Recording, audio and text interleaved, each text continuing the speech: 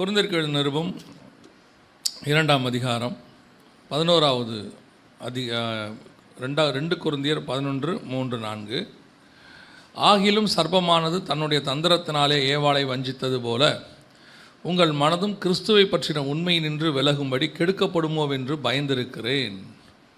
இந்த கடைசி காலத்தினுடைய செய்திகளில் அடையாளம் அதெல்லாமே நம்ம பார்த்துட்டே இருக்கிறோம். அதை மாலை வேளையிலே நாம் பார்க்கிறோம். நேற்று மாலையும் பார்த்தோம். கர்த்தருக்கு சித்தமானால் இன்று மாலையும் அதை நாம் பார்க்க போகிறோம். அதே வேளையில் கடைசி காலத்தில் சபை தேவனை சந்திப்பதற்கு ஆயத்தப்படணும். வெறும் அடையாளங்களை மாத்திரம் பார்த்தால் போதாது, ஆயத்தமும் ஒரு புறம் பட வேண்டும். அப்படி சபை ஆயத்தப்படுவதற்கு இந்த ஆயத்தமான சில காரியங்கள் உண்டு, ஆயத்தப்படுத்துகிற சில காரியங்கள் உண்டு. எஸ்தர் ராஜகுமாரத்தி அவள் கன்னிகையாக ராஜாவுக்கென்று அவள் தேர்ந்தெடுக்கப்பட்டு விட்டாள். ஆனால் தேர்ந்தெடுக்கப்பட்ட உடனே அவள் நேரடியாக ராஜா கையிலே கொண்டு போகப்படவில்லை. அவள் அதற்கு முன்பாக சுத்திகரிக்கப்படுகிறாள். அதற்கு முன்பாக அவள்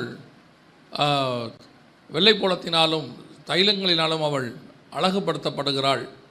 ராஜாவை சந்திப்பதற்கு முன்பதாக அவள் ஆயத்த பண்ணப்படுகிறாள். அதுக்கு பிறகுதான் ராஜா கையில் கொண்டு போய் ஒப்படைக்க முடியும். அதே மாதிரி தான் திருச்சபையும். இப்பொழுது நாம் எல்லாம் மீட்கப்பட்டு விட்டோம், சபைக்குள்ளே வந்திருக்கிறோம். ஆனால் நம்முடைய ரட்சிப்பு பூரணப்படும்படி நம்முடைய ராஜாவின் கையில் ஒப்படைக்கிற காலத்திற்கு முன்பாக நம்மை ராஜாவுக்கு ஏற்ற மனவாட்டியை மாற்ற வேண்டும். ராஜாவுக்கு ஏற்றார் போல் மாறினா தான் அங்கே கொண்டு போக முடியும். அது மாற்றுகிற இடம் தான் சபை. எப்படி எஸ்தர் ராஜகுமாரத்தியை ஏகா அப்படின்னு ஒருத்தரோட கையில் ஒப்படைச்சார். அந்த ஏகாங்கிறவர் 7 தாதிமார்கள் கையில் ஒப்படைச்சார். அதே மாதிரி தான் திருச்சபையும் இந்த மாதிரி உபதேசங்கள் கையில் ஒப்படைக்கப்படுகிறது, ஒரு ஊழியக்காரன் கையிலே கொடுக்கப்படுகிறது. பரிசுத்த ஆவியானவர் சபைகளுக்குள்ள நிருபங்களை எல்லாம் கொடுத்து, ஆவியானவர் சபைகளுக்கு சொல்லுகிறதை காதுள்ளவன் கேட்க கடவன் என்று சொல்லி ஆயத்தப்படுத்துகிறார் மனவாட்டியை. இதே போல தான் பைபிளில் 3 முக்கியமான மனவாட்டிகள் இருக்கிறார்கள். முதலாவது மனவாட்டி ஏவாளை குறித்து நாம் பார்க்கிறோம். மனுஷி அதான் முதலாக மணவாளனுக்கு ஏற்ற மனவாட்டியாய் உருவாக்கப்பட்டாள், ஏற்ற துணை. 2வது மனவாட்டி திருச்சபை, நீங்களும் நானும். 3வது மனவாட்டி 21ஆம் அதிகாரம் 22ஆம் அதிகாரம் வெளிப்படுத்தின விசேஷத்தில் சொல்லப்பட்டிருக்கிறதான புதிய எருசலேம் சபை. இந்த 3க்குமான சில ஒத்துமைகள் இருக்கிறது. இந்த 2 மனவாட்டிகளுக்கிட்டிலும் இருக்கக்கூடியதான குணாதிசயங்களை எல்லாம் தாண்டி ஒரு மணவாளனுக்கு ஏற்ற மனவாட்டி எப்படி இருக்க வேண்டும் என்பதை அந்த புதிய எருசலேம் நமக்கு சொல்லுகிறது.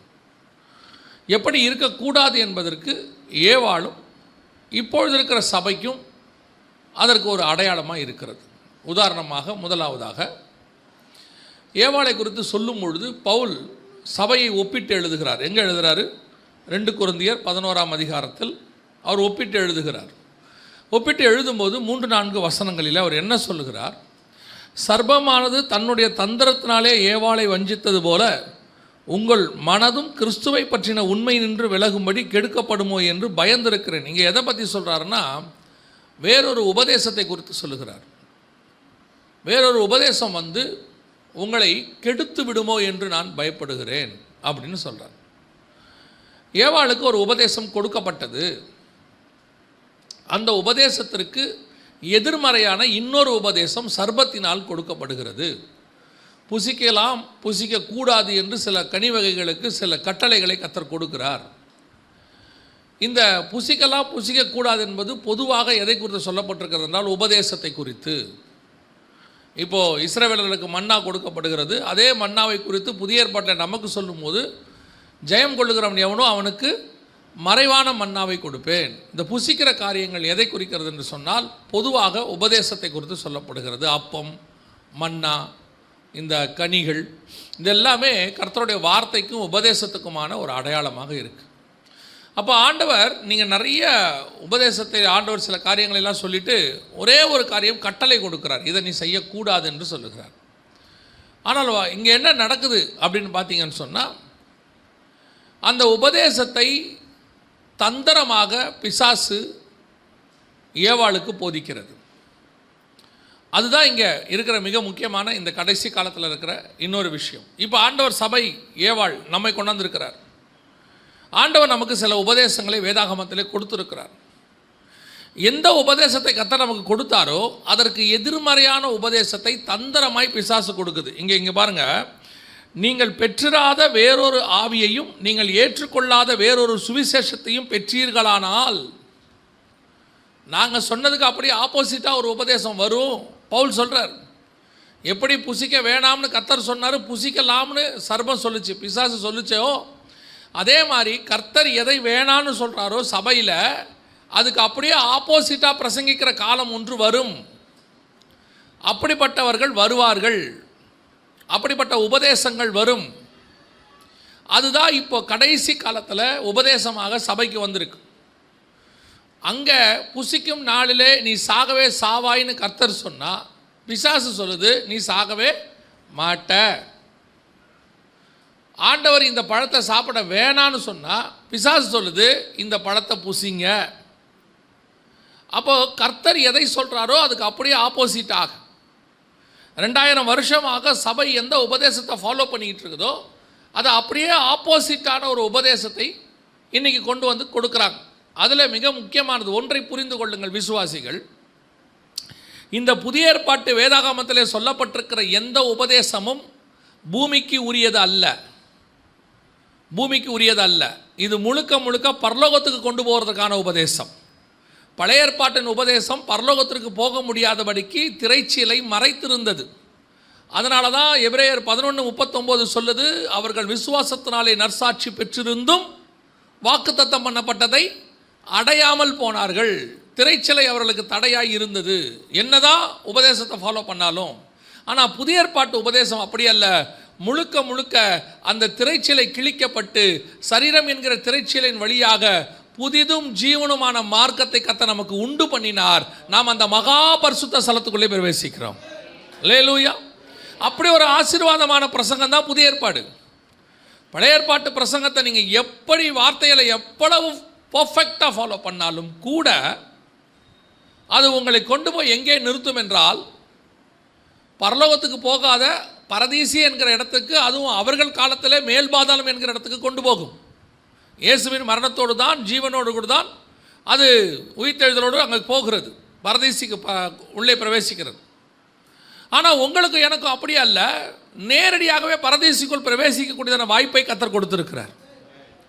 அப்படிப்பட்டதான மேன்மைக்குரிய பிரசங்கம் தான் உங்கள் கையில் இருக்கிறது. இது கொடுத்துருக்கிறதே உங்களை பாரடைஸ் பரதீசிக்குள்ளே கொண்டு போகிறதுக்கான மகா மேன்மையான பிரசங்கம். இந்த பிரசங்கத்தை அல்லது இந்த வார்த்தையை, இந்த சத்தியத்தை அதுக்கு முன்னாடி 4000 வருஷமாக கர்த்தர் மறைத்து வைத்திருந்தாராம். அந்த சுவிசேஷத்தையும் அந்த நாமத்தையும், ஏன்னா அந்த நாமமும் சுவிசேஷம்தான் உங்களை பரதேசிக்குள்ளே கொண்டு போகுது. அதை 4000 வருஷமாக மறைச்சி வச்சுருந்தாரா, அதை உங்களுக்காகவும் எனக்காகவும் கர்த்தர் வெளிப்படுத்தினாரா வேலை வந்தபோது. அப்போ நீங்களும் நானும் மகா மேன்மையான உபதேசத்தை உடையவர்கள், அற்புதமான சுவிசேஷத்தை உடையவர்கள். ஆனால் இன்னைக்கு அதை அப்படியே சர்ப்பம் மாயையாய் மாற்றி இந்த பூமிக்குரிய ஆசீர்வாதத்தையும், அதாவது அவன் என்ன சொல்கிறான்னா, உனக்கு பரலோக ஆசீர்வாதம் இல்லைன்னு சொல்லலை, பூமிக்குரிய ஆசீர்வாதத்தை தான் உனக்கு முன்னிலைப்படுத்தி இதை புசிக்கும் நாளிலே நீ சாகவே சாவதில்லை அப்படின்லாம் சொல்லி இந்த உபதேசத்தை அப்படியே மாம்சத்துக்குரியதாக மாற்றுறாங்க. உங்கள் ஜபம், உங்கள் கேட்கறது, நீங்கள் ஆசைப்பட வைக்கிறது எல்லாத்தையும் பாருங்கள். பிசாசு எதை கொடுக்க முடியும் அதை தான் அவனும் சொல்கிறான். பிசாசு எந்த இடத்துலையாவது பரலோகத்துக்கு கூட்டிகிட்டு போகிறேன்னு சொல்கிறானா பைபிளில்? அவன் சொல்ல மாட்டான், ஏன்னா அவனால் முடியாது. அவன் என்ன சொல்கிறான்னா, என்னை தாழ விழுந்து நீ பணிந்து கொண்டால் உலகத்தின் மகிமை, மேன்மை, ராஜ்யபாரம் எல்லாத்தையும் காட்டிட்டு சொல்கிறான், இவைகளை நான் உனக்கு தருவேன். அவன் என்ன கொடுக்க முடியுமோ அதை சொல்கிறான். ஆனால் இயேசு தான் என்ன கொடுக்க முடியுமோ அதை சொல்கிறாரு, நான் உனக்கு ஜீவனை உண்டாக்கவும் அதை பரிபூரணப்படவும் வந்தேன். என்னை பின்பற்றுகிறவன் நித்திய ஜீவனை சுதந்தரித்துக் கொள்வான், அவனை கடைசி நாளில் எழுப்புவேன். அப்போது ஆண்டவர் எந்த உபதேசத்தை பற்றி பேசுகிறாரு? ஜீவனுக்குரியதை பற்றி பேசிகிட்டு இருக்கிறார். பிசாசு உலகத்தின் மேன்மை, ஆசீர்வாதம், பணம், பதவி, புகழ் இதை பற்றி பேசிக்கிட்டு இருக்குது. அதை பற்றி ஒருத்தன் பேசுகிறான்னா அவன் பிசாசினுடைய உபதேசத்தை உடையவனாக இருக்கிறான். நித்திய ஜீவனை குறித்து ஒருத்தன் பேசுகிறானால் அவன் தேவனுடைய உபதேசத்தை உடையவனாய் இருக்கிறான். இன்னைக்கு சபைகளுக்குள்ள உபதேசத்தை பிசாசு எப்படி கொண்டு வருது அப்படின்னு கேட்டிங்கன்னா, உங்களுக்கு அவன் என்ன கொடுக்குறானோ, அவனால் என்ன கொடுக்க முடியுமோ அதை முன்னிலைப்படுத்துவான். அதை பற்றி சொல்லுவான். நீ கேளு, ஆண்டவர்கிட்ட இதை கேளு, கிளைம் பண்ணு, ஆண்டவர் உனக்கு அதை தருவார், இதை தருவார். உன்னை முழுக்க முழுக்க மாம்சத்துக்குரியவர்களாய் மாற்றி கொண்டிருக்கிறார்கள். நீங்கள் வெளியே இருக்கும் போதே நம்ம அப்படித்தான் இருந்தோம். வெளியே இருக்கும்போது நம்ம ஒன்றும் யாரும் இங்கே ஆண்டவர் நம்மளை தரித்திரமாக விட்டு வைக்கலை. வெளியே இருக்கிறவங்க எல்லாம் தரித்திரர் கிடையாது. இன்னும் சொல்ல போனால் சர்ச்சுக்குள்ளே இருக்கிறவங்கள விட வெளியே இருக்கிறவங்க இன்னும் பணக்காரராக இருக்கிறாங்க. ஏன்னா பிசாசு அவங்களுக்கு என்ன கொடுக்குமோ அதை அவங்க வாங்கி வச்சுருக்கிறாங்க. அவங்க வாங்கி வச்சிருக்கிறத இப்போ சர்ப்பம் சபைக்குள்ளே என்ன சொல்லுதுன்னா, நான் உனக்கு அதையும் தரேன்னு சொல்லுது. என்னை மட்டும் தாழ விழுந்து பணிஞ்சுக்கொள்ளு, புல்பிட்டில் எனக்கு கொஞ்சம் இடம் கொடு. அதனால தான் பவுல் சொல்கிறார், நீங்கள் வஞ்சிக்கப்படுவீர்களோ என்று நான் பயந்திருக்கிறேன். அந்த பயம் இப்போ இருக்கு. போன தலைமுறையில் உள்ள ஊழியக்காரங்களுக்கு, இப்படிப்பட்ட பரிசுத்தவான்களுக்கு என்ன சொல்லி கொடுக்கப்பட்டது? ஆண்டவர்கிட்ட இருந்து விசுவாசத்தோடு கூட கீழானவைகள் அல்ல மேலானவைகளே நாடுங்கள் என்பது சொல்லி கொடுக்கப்பட்டது. அப்படி வாங்கினீங்கன்னா இந்த பூமிக்குரியதில் உங்களுக்கு என்ன தேவையோ அது கூட கொடுக்கப்படும். உங்கள் தட்டில் என்ன சாப்பிட முடியுமோ அந்த அளவுக்கு நீங்கள் எடுத்து சாப்பிட்டீங்கன்னா நீங்கள் அறிவாளி. நிறையா இருக்குது, தட்டும் இருக்குது, அங்கே இருக்கிறது நிறையா இருக்குது, எடுத்து நிரப்பிப்போம் அப்படின்னு நிரப்பிட்டீங்கன்னா நல்லா தெரிஞ்சுக்கொள்ளுங்க, நீங்கள் உங்கள் உடம்பை கெடுத்துக்கொள்ள போகிறீர்கள்னு அர்த்தம். உங்கள் சரீரத்துக்கு என்ன தேவையோ அவ்வளவுதான் நீங்கள் சாப்பிடணும். அதே மாதிரி உங்கள் ஆத்மாவுக்கு என்ன தேவையோ அதை தான் நீங்கள் தேவன்கிட்ட கேட்கணும். ஏன் அப்போ சரீரத்துக்கு தேவையானதை கேட்கக்கூடாதா? நீங்கள் இதை முதலாவது தேவனுடைய ராஜ்யத்தை நீதியை தேடுங்கள், பின்பு இவை யாவும் உங்களுக்கு கூட கொடுக்கப்படும். இன்னைக்கு அப்படிப்பட்ட உபதேசங்கள் சபைக்குள்ள வருது, அப்படிப்பட்டதான காரியங்கள் உள்ளே நுழையுது. இந்த உபதேசம் உன்னை என்னவாக்கும் தெரியுமா? ஒரு நாள் இதை நீங்கள் கேட்க கேட்க கேட்க அது உங்கள் பார்வைக்கு இன்பமாக இருக்கும், புசிப்புக்கு ஏற்றதை போல காணப்படும், புத்தியை தெளிவிக்கிறது மாதிரி இருக்கும். இன்னைக்கு நல்லா படித்து எனக்கு ரொம்ப ஆச்சரியம் என்னன்னு கேட்டிங்கன்னா, நான் அநேகரை பார்க்கிறேன், இவங்கெல்லாம் கஷ்டத்திலிருந்து மேலே கர்த்தர் கூட்டிகிட்டு வந்தார். உபத்திரவத்தில் இருக்கும்போது இவங்க ஆண்டவர்கிட்ட உறுதியாக பிடிச்சிக்கிட்டு ஆண்டவரை தான் அன்பை தேடினாங்க. இவங்களுடைய அன்பை பார்த்து கர்த்தர் கொஞ்சம் கொஞ்சமாக அவங்கள உயர்த்தி கொண்டு வந்தார். உயர்த்தி கொண்டு வந்த இவங்க ஆதியில் கொண்டு இருந்த அந்த அன்பை விட்டுட்டு இப்போ மேலே வந்த பிறகு ஆசீர்வாதத்துக்கு பின்னாடி ஓடுறாங்க, மேன்மைக்கு பின்னாடி, பதவிக்கு பின்னாடி, புகழுக்கு பின்னாடி ஓடுறாங்க. இப்போ கர்த்தர் சபையை பார்த்து சொல்கிறாரு, ஆதியில் கொண்டிருந்த அன்பை விட்டா என்று உன் பேரில் எனக்கு ஒரு குறை உண்டு. இப்போ நீ எதை பற்றி அதிகமாக பேசுகிற? எது உன் இருதயத்தில் நிறைந்திருக்கிறதோ அது நீ அதிகமாய் பேசுவாய். இருதயத்தின் நிறைவினால் வாய் பேசும்.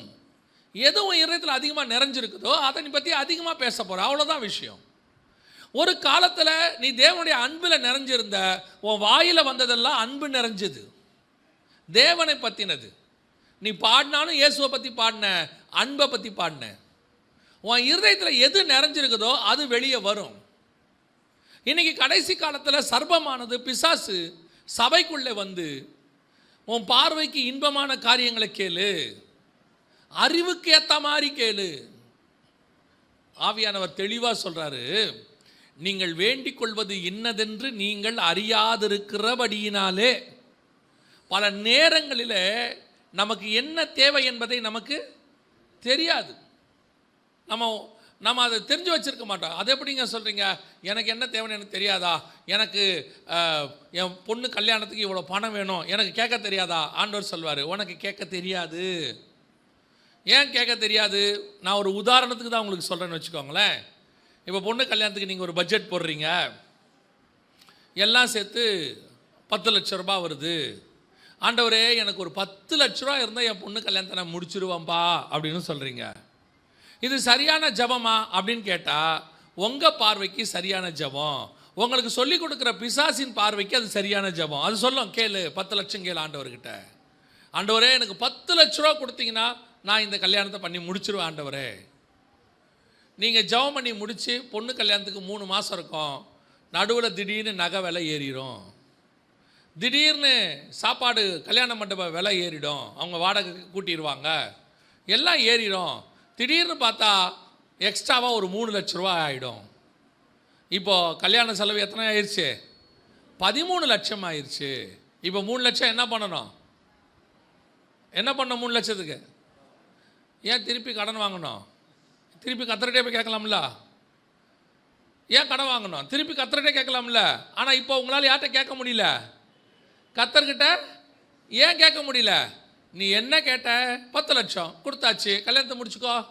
இப்போ எந்த முகத்தை வச்சுக்கிட்டு திருப்பின்னு போய் அவரை கேட்பேன்? நான் கேட்டது தான் அவர் கொடுத்தாரு. ஆவியானவர் சொல்கிறார், இதுக்கு தான் உன்னை அப்பயே சொன்னேன், உனக்கு கேட்க தெரியாது. அப்போ எப்படி கேட்கணும்? ஆண்டவரே என் பொண்ணு கல்யாணத்தை நல்லபடியாக முடிச்சு கொடுத்துருங்க அப்படின்னா, அது 10 லட்சமோ 13 லட்சமோ 20 லட்சமோ அன்னைக்கு என்ன செலவோ எல்லாத்தையும் மொத்தமாக பார்த்து கர்த்தர் உங்களுக்கு கல்யாணத்தை முடிச்சு கையில் கொடுத்துருவார். இவ்வளோதான் விஷயம். கேட்டுக்கொள்வது என்னதென்று அறியாதிருக்கிறபடினால இப்படித்தான் நம்ம ஒவ்வொரு விஷயத்திலையும் மதியீனமாக நடந்துக்கிறோம். பிசாசுடைய தந்திரமே இவ்வளோதான். இப்போ உங்களை ஒரு அடுத்த வார்த்தை பிசாசு உங்கள் வாயில் என்ன வச்சான்னு தெரியுமா? அடுத்த 3 லட்சத்துக்கு என்ன பண்ணணும்? கடன் வாங்கணும். கடன் யாருடைய தந்திரம்? பிசாசுடைய தந்திரம். நீயோ கடன் கொடுப்பாய், கடன் வாங்காதிருப்பாய். சட்டத்துக்கு அகைன்ஸ்டாக போயிடுச்சு பாருங்க. நாங்கள் சொன்ன சுவிசேஷத்துக்கு எதிராக போயிடுச்சு. இவ்வளோதான் பிசாசுடைய தந்திரம். இது வந்து உதாரணம். இது வந்து உங்களுக்கு ஏற்ற உதாரணம், புரியும்படி உள்ள உதாரணம். இதே மாதிரி எல்லாத்துலேயும் இருக்கும். படிப்பு விஷயத்தில் இருக்கும், உங்கள் பிள்ளைங்கள் படிப்பில் இருக்கும், உங்கள் பசங்க வேலை விஷயத்தில் இருக்கும், எல்லாத்துலேயும் இருக்கும். அதனால தான் ஆண்டவர் சொல்கிறாரு, உனக்கு எதுவுமே கேட்க தெரியாது, எல்லாத்தையும் எங்கிட்ட விட்டுரு, நான் பார்த்துக்கிறேன் எல்லாத்தையும். உங்களுக்கு என்ன செய்யணும்னு எனக்கு தெரியும். இப்போ என்ன பண்ணிடுறாங்க? இது ஒரு விதம். இன்னொரு ஆள் உங்களுக்கு என்ன சொல்லி கொடுத்துட்றான்? ரொம்ப அழகாக பிசாசு தந்திரமாக சொல்லி கொடுக்குறான். என்ன சொல்லி கொடுக்குறான்? ஆண்டவர்கிட்ட நல்ல காஸ்ட்லியாக ஒரு கார் கேளு, நீ தேவனுடைய பிள்ளை ஆசீர்வாதமாக இருக்க வேண்டாமா, கேளு அப்படிங்கிறான். ஆண்டவருக்கு தெரியும் பிள்ளைக்கு இப்போ தான் 10 வயசு ஆகுது, இப்போ சேவிங் செட்டு வாங்கி கொடுக்கக்கூடாது. பையன் வந்து சொல்லுவான் 10th படிக்கும் போது, 15 வயசில் எனக்கு மீசெல்லாம் முளைக்குது, எல்லாரும் அசிங்கமாக சொல்கிறாங்க, நான் சேவ் பண்ண போகிறேன். அப்பா சொல்லுவார், வேணாண்டா, ஒரு வருஷம் போகட்டும், ஒரு 2 வருஷம் போகட்டும் அப்படிம்பார். இப்போ பிசாசு என்ன சொல்லி கொடுக்குறான் உபதேசத்தில்? கேளு, ஷேவிங் செட் கேளு. இது அப்பா கிட்ட அடம் முடிச்சு, இல்லை எனக்கு ஷேவிங் செட் வாங்கி கொடுங்க அப்படின்னு வாங்கி நல்லா துருத்துருன்னு இழுக்குது, கிழிச்சிருது. அப்பா சொல்வார், இதுக்கு தான் நான் சொன்னேன், உனக்கு முடி வளர்றது முக்கியம் இல்லை, அதை ஷேவ் பண்ணக்கூடிய அறிவுன்னு ஒன்று வரணும், அது வரைக்கும் நான் வெயிட் பண்ண சொன்னது இதுக்கு தான் சொல்வார். பல நேரங்களில் நீங்கள் கேட்கிற ஆசீர்வாதம் என்ன என்று உங்களுக்கு தெரியல, வச்சுக்க முடியாது உங்களால். காரை கேட்டுடுறீங்க, மாதம் மாதம் பெட்ரோல் போடுற அளவுக்கு ஆசீர்வாதம் இருக்குதா? ஆண்டவருக்கு தெரியும் இந்த காலகட்டம் வரும்போது உனக்கு பெட்ரோல் போடுறதுக்கும் ஆசீர்வாதத்தை உயர்த்துவேன், கரங்களை பலப்படுத்துவேன், அதே நேரத்தில் உன் ஆவிக்குரிய வாழ்க்கையும் வளர்ந்துருக்கும், உனக்கு மெச்சூரிட்டி இருக்கும். அந்தந்த நேரத்தில் அதை கொடுத்தா தான் கல்யாணம் கரெக்டாக நடக்கும். 15 வயசுலேயே பொண்ணு கேட்குது, பையன் கேட்குறான்னு கல்யாணம் பண்ணி வைக்க முடியாதுல்ல, அதுக்குன்னு ஒரு ஏஜ் இருக்குது. அந்த மெச்சூரிட்டின்னு வெயிட் பண்ண சொல்லுது அரசாங்கம்.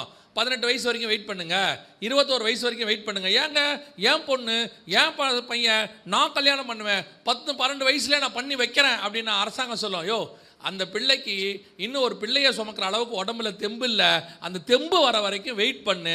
ஒரு குடும்பத்தை நடத்துகிற அளவுக்கு அவனுக்கு இன்னும் மெச்சூரிட்டி இல்லை, அவன் வந்து கொஞ்சம் மெச்சூரிட்டி ஆகட்டும், இதெல்லாம் ஆன பிறகு பண்ணி வச்சா 2 பேரும் நல்லா இருப்பாங்க அப்படின்னு ஒரு அரசாங்கத்துக்கு அறிவு இருக்குது, உனக்கு சொல்லி கொடுக்குது. பசங்க ஆசைப்படும், 17-18 ஸ்கூல் படிக்கும் போதே ஆசைப்படுது, இந்த சினிமாவை பார்த்துட்டு அதை பார்த்துட்டு. ஆனால் கவர்மெண்ட் அதை கரெக்ட் தெளிவாக சொல்லிக் கொடுக்குது, பெற்றோர் நீங்களும் சொல்லிக் கொடுக்குறீங்க. அதே மாதிரி தான் ஆவிக்குரிய வாழ்க்கையிலும் மெச்சூரிட்டின்னு ஒன்று இருக்குது. நீங்கள் எவ்வளோ தூரம் ஆவிக்குரிய வாழ்க்கையில் வளர்ந்துருக்கிறீங்கன்னு பரலோகத்துக்கு உள்ளே தெரியும். அது எவ்வளோ தூரம் வளர்ந்துருக்குது உங்கள் ஊழியக்காரருக்கு நல்லா தெரியும். நீங்கள் உடனே உங்கள் பாஸ்டர்கிட்ட வந்து, பாஸ்டர் ஆண்டவர் எனக்கு நல்ல பாட்டெல்லாம் கொடுத்துருக்காரு, அடுத்த வாரத்துலேருந்து நான் பாடுறேன்.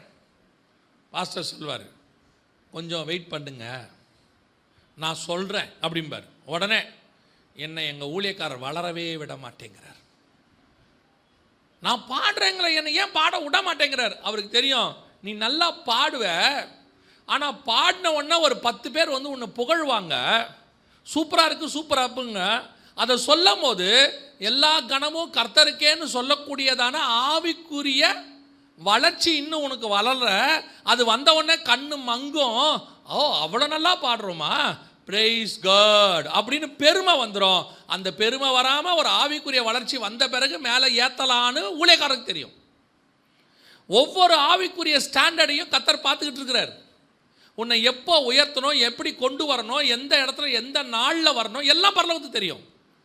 எப்போ உங்களுக்கு வீடு கொடுக்கணும், எப்போ காரு கொடுக்கணும், எப்போ வந்து உங்களுக்கு கல்யாணம் பண்ணி வைக்கணும், பரலோகத்துக்கு தெரியும்.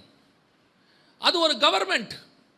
இன்றைக்கி என்னமோ பரலோகத்துக்கு ஒன்றுமே தெரியாத மாதிரி, இங்கே இருக்கிற ஊழியக்காரங்களாம் உங்களுக்கு கேட்க தெரியாத மாதிரி. உங்களுக்காக கேட்க தெரியாது.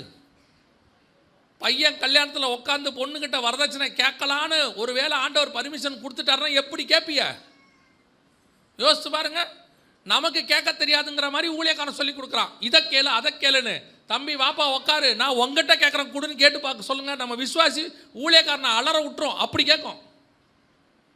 இன்னைக்கு என்ன ஆகுது, கடைசி காலத்தில் சொல்லிய பைபிளில் சொன்ன உபதேசத்தை தாண்டி வேறொரு உபதேசம் வருது. வஞ்சிக்கப்படுகிற உபதேசம், பூமியின் ஆசீர்வாதத்துக்குரிய உபதேசம்.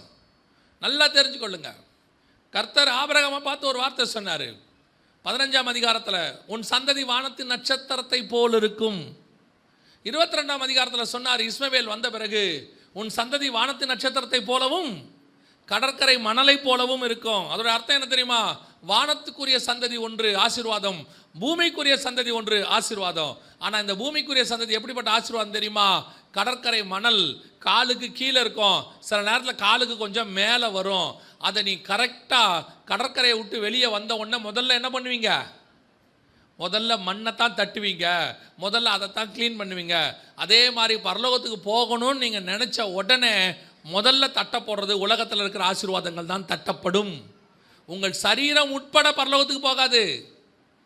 மாம்சமும் ரத்தமும் மாம்சமும் பரலோக ரத்தத்தை சுதந்திரிப்பதில்லை, இது கூட போகாது. நீங்கள் பேணி பேணி பாதுகாக்கிற உங்கள் சரீரம் கூட பரலோகத்துக்கு போகாது. இது மறுரூபமாகி அழிவுள்ளதான இது அழியாமையை தரித்து கொள்ளும், சாவுக்கு ஏதுவானது சாவாமையை தரித்து கொள்ளும். அப்போ உங்கள் சரீரம் போகாது, சரீரத்துக்கு நீங்கள் பாற்ற மேன்மை போகாது. இந்த சரீரத்துக்காக போராடி போராடி சேர்க்குற எதுவும் உங்கள் பரலோகத்துக்கு வராது. ஆனால் இந்த உபதேசத்தை அப்படியே பிசாசு மாற்றிட்டு உங்கள் மைண்டில் திருப்பி திருப்பி கேட்குறான், சொல்கிறான் பூமிக்குரியதை கேளு, அதை கேளு, இதை கேளு. அதை ஆண்டவர் சொல்கிறார், உங்கள் இருதயம் வஞ்சிக்கப்படுமோ என்று நான் பயந்திருக்கிறேன்னு வசனம் சொல்லுது. ரொம்ப கேர்ஃபுல்லாக இருந்து கொள்ளுங்க. இது கடைசி காலம், பரலோகத்துக்குள்ள நுழையிற நேரம். அந்த கானானுக்கு போகிறதுக்கு முன்னாடி மோசேயை கண்மலையை அடிக்க வச்சு உள்ளே போக விடாமல் தடுத்தது மாதிரி இன்னும் ஒரு 3 நாள் தான் இருக்குது. இயேசு சிலுவைக்கு போகிறதுக்கு 3 நாள் இருக்குது. அதுக்கு முன்னாடி ஒருத்தன் வஞ்சிக்கப்பட்டான். அதுக்கு முன்னாடி ஒருத்தன் 30 வெள்ளி காசுக்கு ஏமாந்துட்டான். 3 வருஷம் நல்லா இருந்தான், கூட நல்லா இருந்தான். அவன் எப்படி பணப்பிரினாக இருந்தானோ எப்படியோ, ஆனால் இருந்தான். கடைசி 3 நாள் அது மட்டும் அவன் ஒழுங்காக இருந்திருந்தான், அந்த பணத்தை போடான்னு தூக்கி அடிச்சிருந்தான். யோசித்து பாருங்க, அவனும் 12 அப்போஸ்தலரில் ஒருத்தனாக இன்றைக்கி மேன்மை உள்ளவனாக இருந்திருப்பான். அழகாக ஒருத்தர் நேற்று பேசிக்கிட்டு இருக்கும்போது சொன்னார், ரொம்ப அருமையாக இருந்துச்சு அந்த வார்த்தை.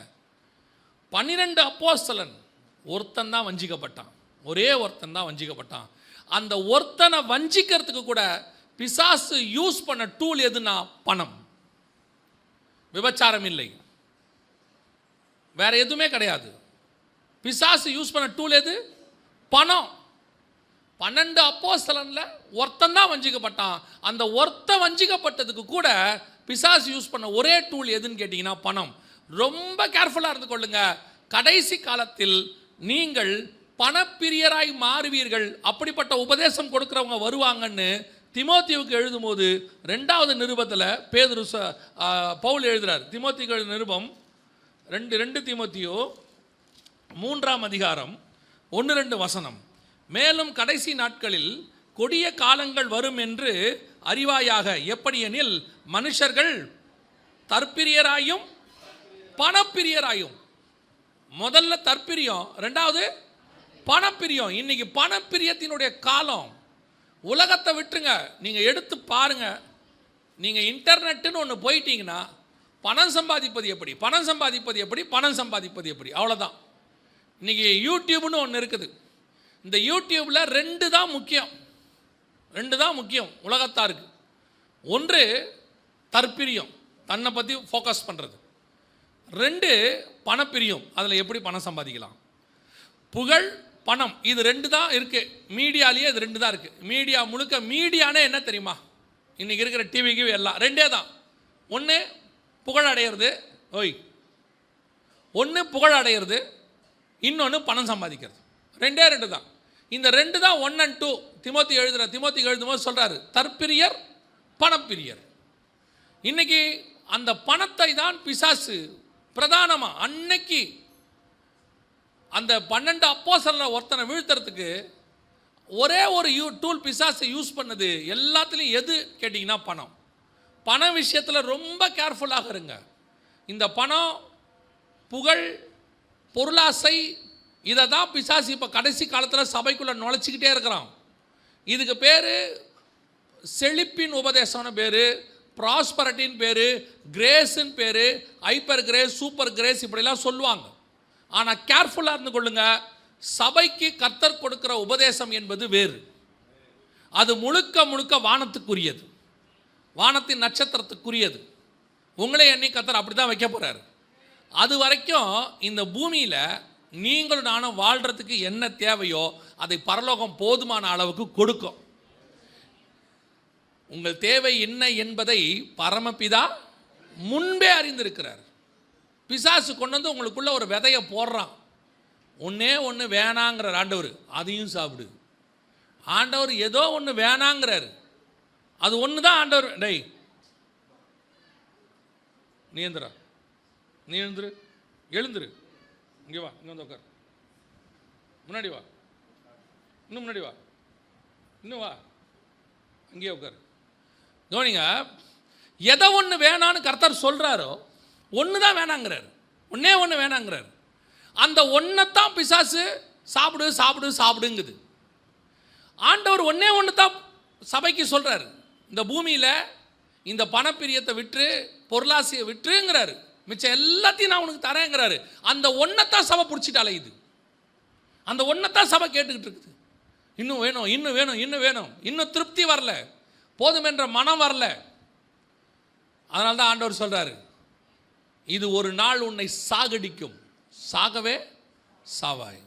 பவுல் எழுதுறாரு, உங்கள் இருதயம் வஞ்சிக்கப்படுமோ என்று நான் பயந்திருக்கிறேன். ரெண்டாவது, இது வந்த உடனே பாருங்க, மிக முக்கியமாக அந்த இடத்துல ஒரு வசனத்தில் ஒரு அழகான ஒரு வார்த்தையை சொல்கிறார் அவர். 3வது வசனம், உங்கள் மனதும் கிறிஸ்துவை பற்றின உண்மையினின்று விலகும்படி கெடுக்கப்படுமோ என்று பயந்திருக்கிறேன். ஒரு பெண் கெடுக்கப்படுதல் என்றால் என்ன? நல்லா கவனிச்சுக்கொள்ளுங்க. ஒரு சபைக்கு ஆண்டவர் சொல்கிறாரு, உங்கள் மனதும் கெடுக்கப்படுமோ.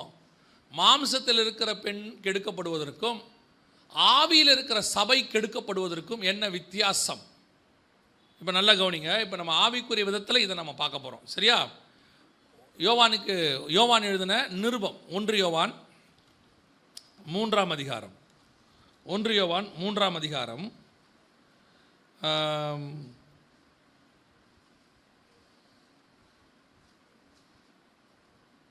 12வது வசனம். 1 யோவான் 3:12 வாசிங்க. பொல்லாங்கானால் உண்டாயிருந்து தன் சகோதரனை கொலை செய்த காயினை போல் இருக்க வேண்டாம். பொல்லாங்கனால் உண்டாயிருந்து அப்படின்னா என்ன அர்த்தம்?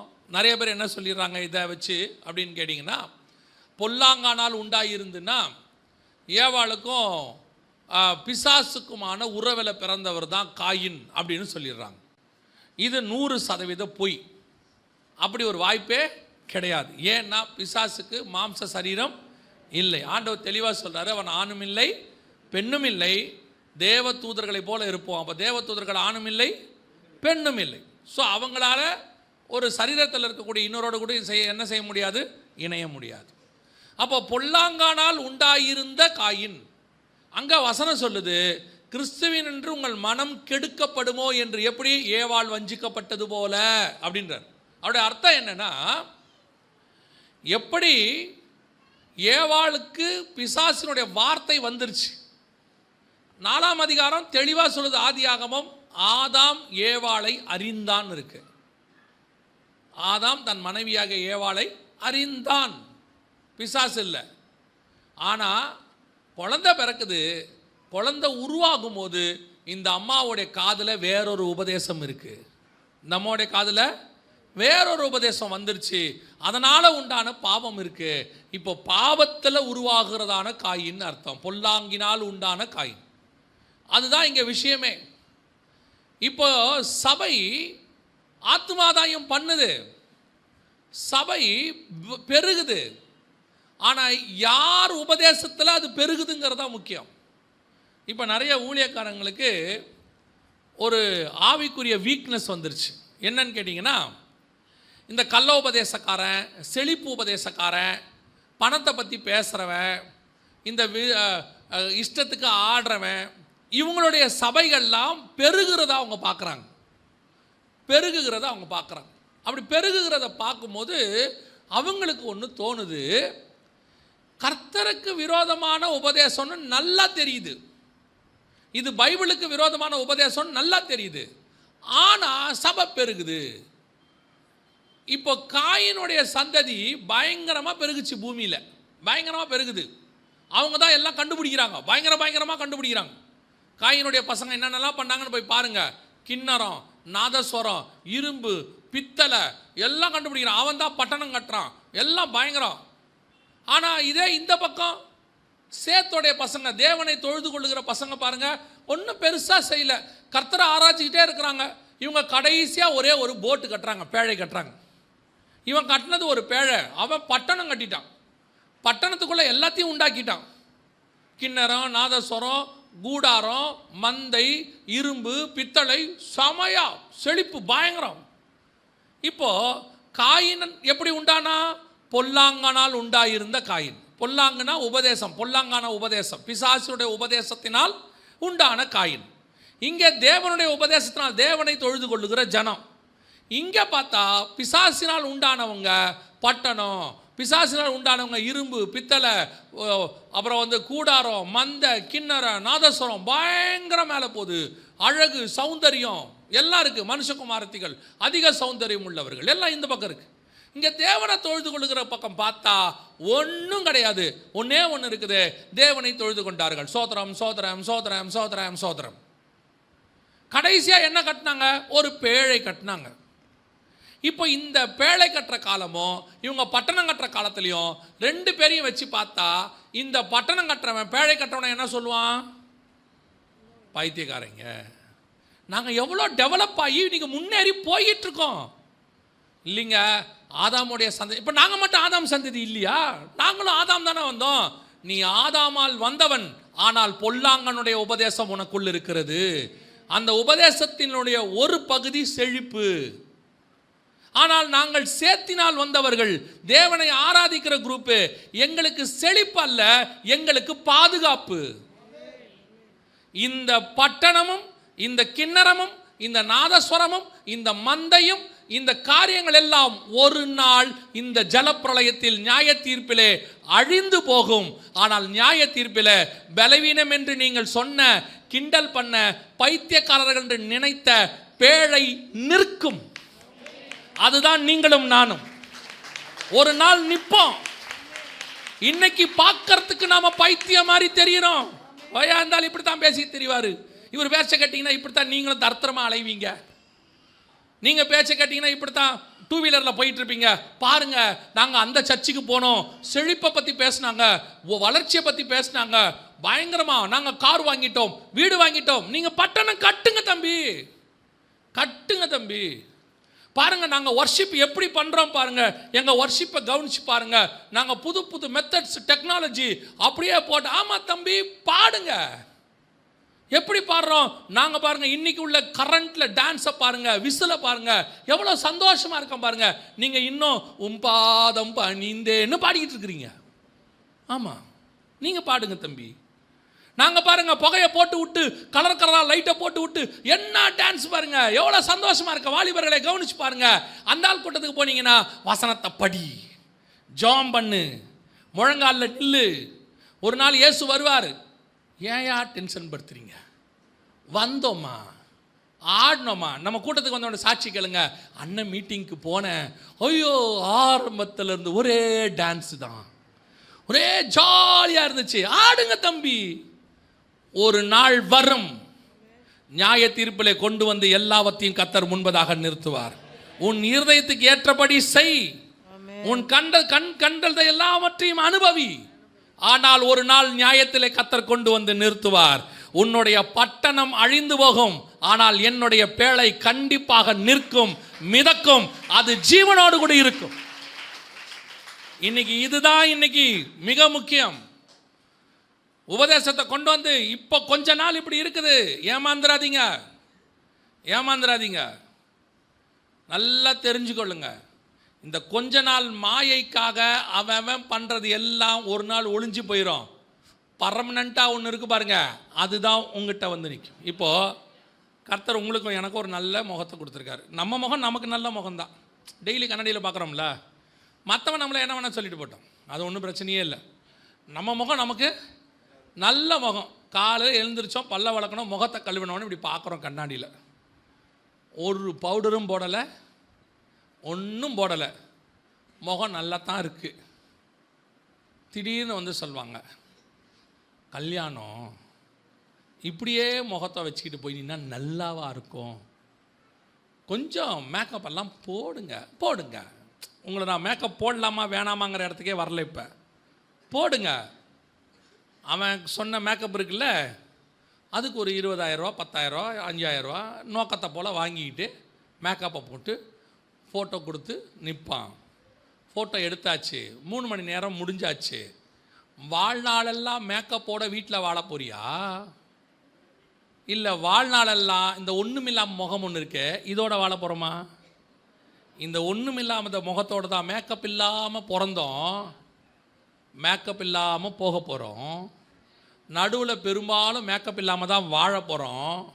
நடுவில் ஒரு 3 மணி நேரம் 2 மணி நேரம் நம்ம ஆசைக்கு போட்டுக்கிறோம். ஆனால் அது பர்மனண்ட் இல்லை, அது ஒரு நாளும் நிலையாய் நிற்காது. அது ஏதோ சில மணி நேரம். ஆனால் நிரந்தரம் எது தெரியுமா? ஒன்றுமில்லாத இந்த முகம்தான். ஆனால் ஒன்றுமில்லாத இந்த முகத்தை இவன் மதிக்க மாட்டான். ஒன்றுமில்லாத இந்த முகத்தை இவன் மதிக்க மாட்டான். யாரு? இந்த செழிப்புக்காரன் மதிக்க மாட்டான். நீங்கள் பாருங்கள், ஆக்சுவலாக எவ்வளோ அழகாக இருக்கும் பார்த்தீங்களா? முடியை எப்படி வெட்டியிருக்கோம் பார்த்தீங்களா? எப்படி நீங்கள் பண்ணிக்கிங்க தம்பி, வேணாங்கலை, வேணானே சொல்லலை.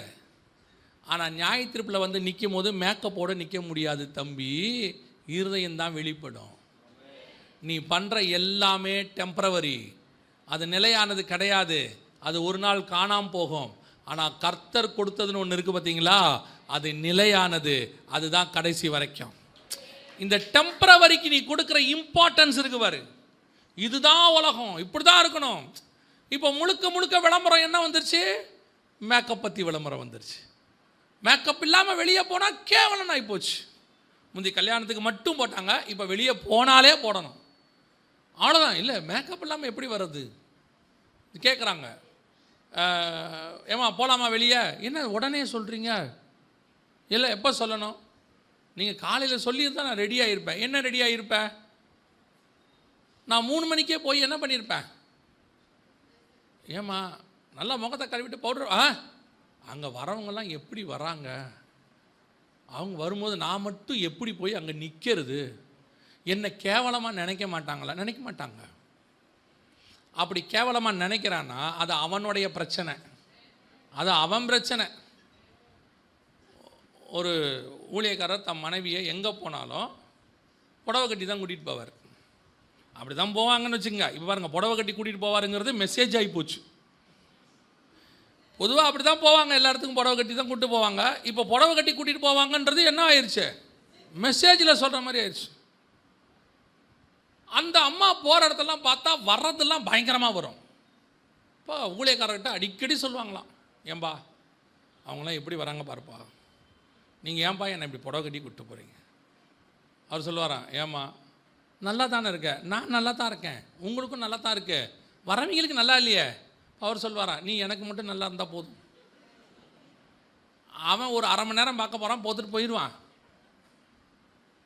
இந்த அம்மாவுக்கு மனசு கஷ்டமாகவே இருந்துச்சான். என்னடா இது, எங்கே போனாலும் இப்படியே போகிறோமே. ஒரு நாள் ஒரு பெரிய கூட்டம். அந்த கூட்டத்தில் ஒரு விஐபி அவர் மைக்கில் சொல்கிறாராம், நான் இந்த இவங்கெல்லாம் கூட்டத்துக்கு நானும் ஒரு 10 வருஷமாக வந்துக்கிட்டு இருக்கிறேன், பார்க்குறேன். அந்த ஊழியக்கார் பேரை சொல்லி, அவருடைய மனைவி மட்டும்தான் எப்போவுமே டீசெண்டாக வரும், டீசெண்டாக போகும், அந்த அம்மா மாதிரி தான் இருக்கணும் அப்படின்னு மேடையில் சாட்சி சொன்னார். இப்போ இந்த அம்மா திரும்பி ஊழியக்காரரை பார்த்து அவர் சொன்னார், இது எனக்குரிய புகழ்ச்சி, நான் தான் உன்னை இப்படி கூப்பிட்டு வந்திருக்கிறேன், நீ என்ன பார்க்காத. எதுக்கு சொல்கிறேன்னு தெரியுமா? ஒரு நாள் நம்ம விஐபி ஒருத்தர் வருவார், அவரோ முகத்தை பார்க்கிறவர் அல்ல, இருதயத்தை பார்க்கிறவர். இன்றைக்கி இருக்கிற நான் இந்த மேக்கப்பெல்லாம் சொன்னது உதாரணத்துக்குன்னு வச்சுக்கோங்க, ஆனால் உள்ளுக்குள்ளே நான் பேசிகிட்டு இருக்கிறேன். இன்றைக்கி இந்த உலகத்தின் மாயையான உபதேசம், செழிப்பு, கேட்குறதுக்கு அப்படி இப்படி, இது எல்லாம் ஒரு நாள் அழிந்து போகும். காயின் பிறக்கிறான், இன்றைக்கி சபைகளில் காயின் தான் பிறந்துக்கிட்டு இருக்கிறான். அதனால் சபை நிரம்புது, ஆராதனை அது இது நல்லா பயங்கரம், மீடியா டெவலப்மெண்ட் அது இது, சபையும் பயங்கர கிராண்டு. இன்றைக்கி விசுவாசி கூட, சில விசுவாசிகளுக்கெல்லாம் நாங்கள் அந்த சர்ச் பிலீவர் அப்படின்னு சொல்கிறதுல ஒரு பெருமை இருக்குது. ஒரு சின்ன சர்ச்சை சொல்கிறதுக்கு அதுக்கு யோசிக்குது.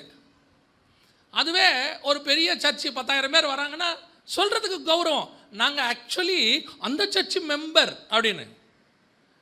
நியாய தீர்ப்பில் சர்ச்சு நிற்குமா? அந்த சர்ச்சு நிற்குமா? ஆனால் எந்த சர்ச்சு நிற்கும் தெரியுமா?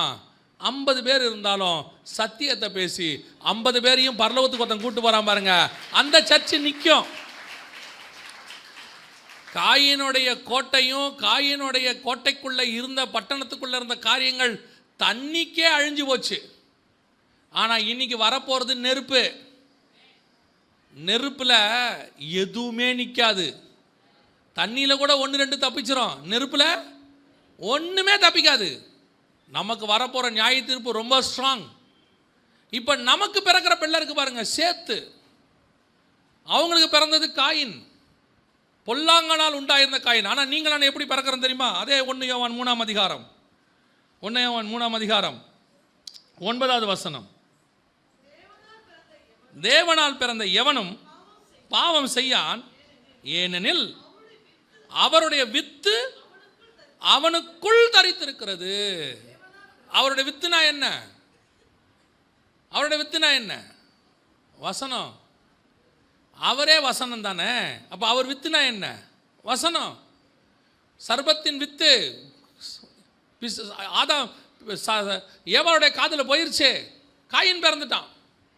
பிறக்கும் போதே எப்படி பிறக்கிறான்? கோவக்காரன், மூர்க்கம், பொறாமை, சகோதரன் மேல் பொல்லாங்கு, கொலகாரன், இப்படி பிறக்கிறான். அதே இங்கே எப்படி பிறக்கிறான்? இங்கே இருக்கிறவன் எப்படி பிறக்கிறான்? தேவனால் பிறக்கிறான். இங்கே எப்படி? சாந்த குணம், அமைதி, பொறுமை, தாழ்மை எல்லாம் இங்கே இருக்கு. இங்கே இருக்கிறவனை பற்றி பேசி பாருங்க, ஏசுநாதரை நீங்கள் தாடி மயிரை பிடிச்சி இழுத்து பாருங்க, அமைதியாக நிற்பார். ஆனால் இவன் அப்படி இல்லை. இவனை ஏதாவது பேசி பாருங்க, உடனே கெட்ட வார்த்தைக்கு பதிலாக வேற ஒரு நல்ல வார்த்தை பேசுவான். அவ்வளோதான். ஏன்னா ரட்சிக்கப்பட்டாம்ல, கெட்ட வார்த்தை பேச மாட்டான். அந்த கெட்ட வார்த்தைக்கு ஈக்குவலாக ஒரு நல்ல வார்த்தை பேசுவான். கோபம், மூர்க்கம் எல்லாம் இருக்கு, இங்கே பார்க்குறாரு. இது வேற, இது தேவனுடைய வித்து, இது தேவனுடைய வசனம். இதில் உண்டானது எப்படி இருக்கும்? இது ஒன்றே ஒன்று செய்யும், சோத்திரம் பண்ணோம், கடைசியாக ஒரு பேழை கட்டும். அந்த பேழை கூட கர்த்தர் சொன்னாலும் கட்டும். அது வான் கட்டி ஆண்டவர் என்ன சொல்கிறாரோ அதை மட்டும் செஞ்சுட்டு போகும். இப்போ இந்த 2 பேரை பார்க்கும்போது, இந்த பசங்களும் காயின் பசங்களையும் சேத்துடைய பசங்களையும் பார்க்கும்போது, இவங்க ஒன்றும் இல்லாதவங்க, இவனுங்க எல்லாம் உள்ளவங்க. ஆனால் எல்லாம் உள்ளது நியாய தீர்ப்பில் நிற்காது. இந்த பூமியில் ஒன்றும் இல்லை, ஆனால் வானத்துக்கு பூமிக்கும் நடுவில் பேழை நிற்கும். சபை பரலோகத்துக்கு போய் நிற்கும், நடுவில் பரதீசில் போய் நிற்கும். அப்போ உங்களுக்கும் எனக்கும் எது தேவைங்கிறத நீங்கள் புரிஞ்சுக்கணும்.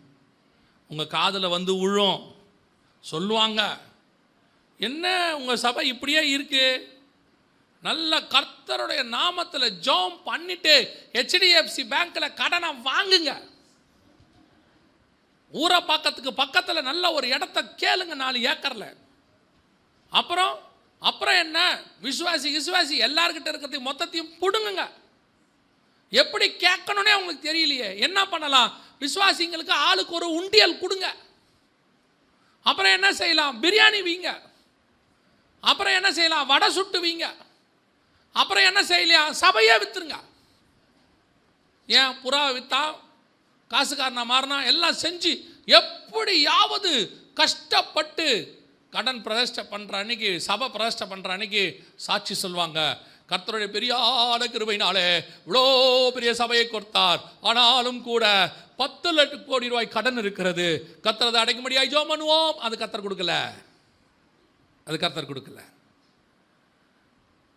பேழை கட்டுறதுக்கு கடனே வராது.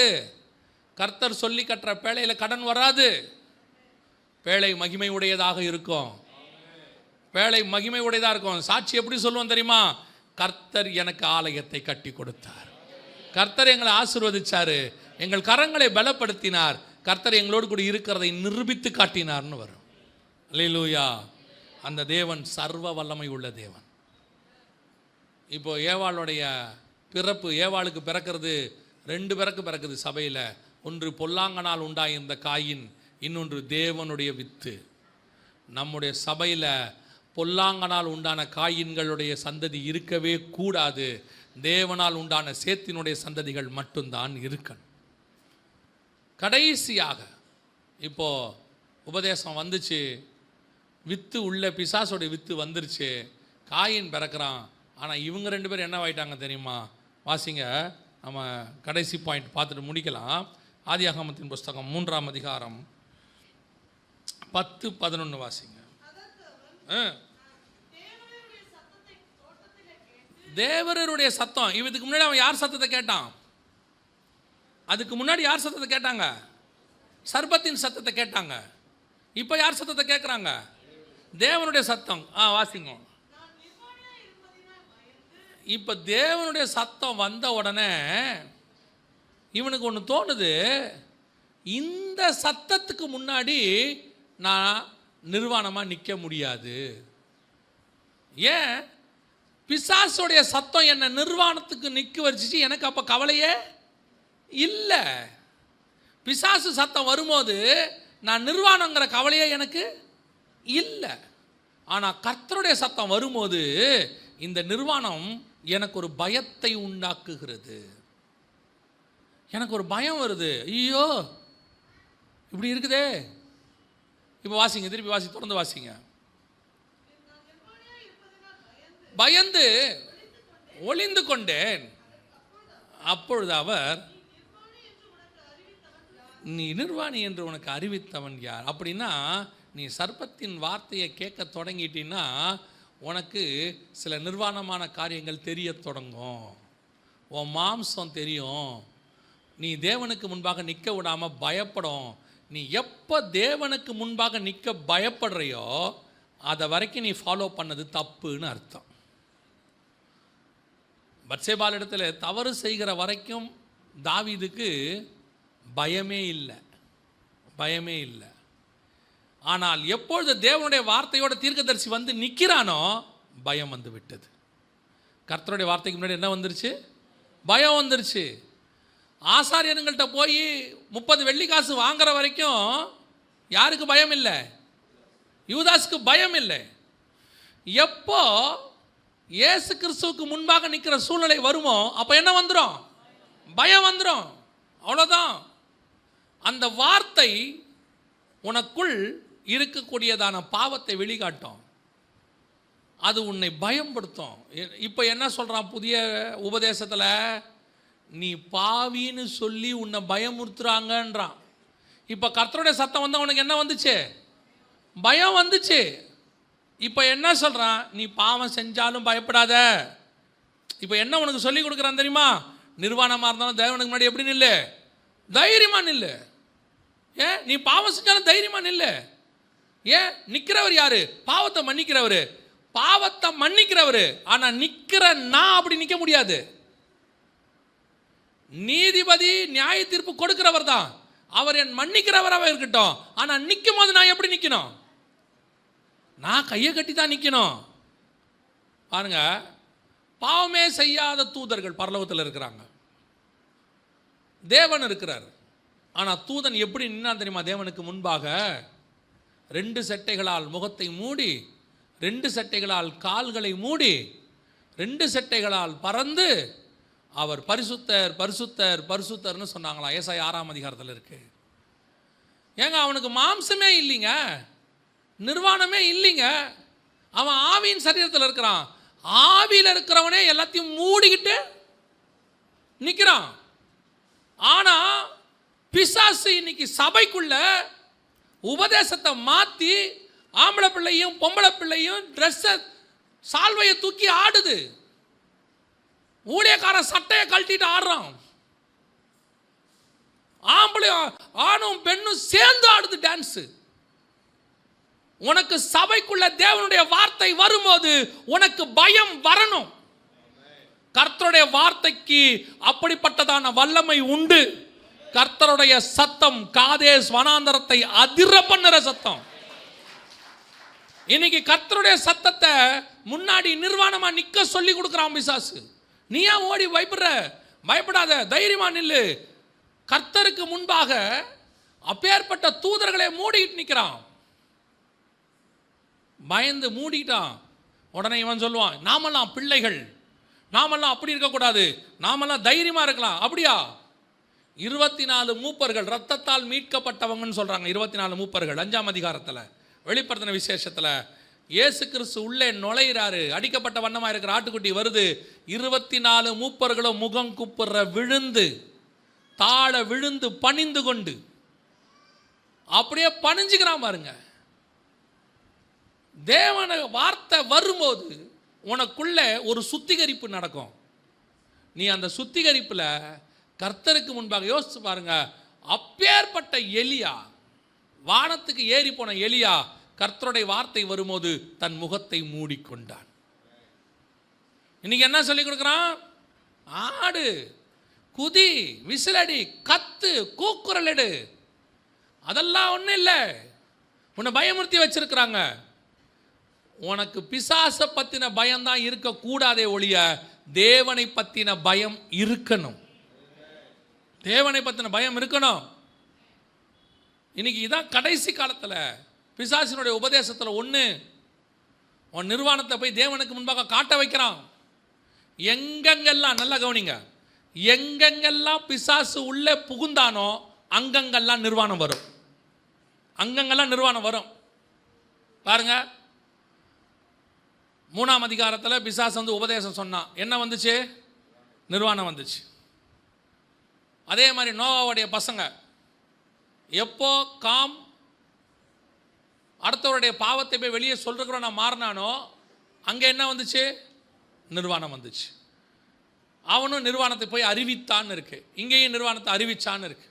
அடுத்து இஸ்ரவேல் ஜனங்கள் பொன் கன்றுக்குட்டிக்கு முன்னாடி ஆடினாங்க. ஆடும்போது எப்படி ஆடினாங்க தெரியுமா? நிர்வாணமாக ஆடினாங்கன்னு இருக்குது. 32ஆம் அதிகாரம் யாத்ராகமத்தின் புஸ்தகம் 32ஆம் அதிகாரம் வாசிங்க. 32ஆம் அதிகாரம் 25வது வசனம். ஜனங்கள் தங்கள் பகைவருக்குள் அவமானப்படத்தக்கதாக ஆரோன் அவர்களை நிர்வாணமாக்கி இருந்தான். எங்கெங்கெல்லாம் பிசாசு உள்ளே வருதோ நிர்வாணம் வரும். இப்போ சபைக்குள்ள அப்படிப்பட்ட காரியங்களை பிசாசு நுழைக்க தொடங்கி இருக்கிறான். ரொம்ப கேர்ஃபுல்லாக இருக்கணும். வாலிபர் கூட்டத்துக்கு அனுப்புகிறேன், அங்கே அனுப்புகிறேன்னு யார் கூப்பிட்டாலும் அனுப்பக்கூடாது. சபையில் நடக்கிற வாலிபர் கூட்டம் வேற, அங்கே நடத்துகிறாங்க, பஸ்ஸு பிடிச்சிட்டு போகிறோம், இங்கே நடத்துகிறாங்க. பார்த்து நடத்துகிற ஆள் யார்? அந்த இடத்துக்கு போனால் வாலிபன் எதனால் தன் வழியை சுத்தம் பண்ணுவான்? வசனத்தின்படி காத்து கொள்ளுகிறதுனால் தானே, ஆடுறதுனால் தானே அல்ல, விசில் அடிக்கிறதுனால் தானே அல்ல. வாலிபனுடைய மாம்சத்தை திருப்திப்படுத்துகிற கூட்டங்கள் கிடையாது, வாலிபனுடைய ஆத்மாவுக்கு தான் வசனம். இவங்க என்ன நினச்சிக்கிறாங்க இந்த கடைசி காலத்தில்னா, இந்த ஆரோன் பொன் கண்ணுக்குட்டி செஞ்சுட்டு ஏன் நிர்வாணமாக்கினார் தெரியுமா? அவங்க விளையாடத் தொடங்கினார்கள்.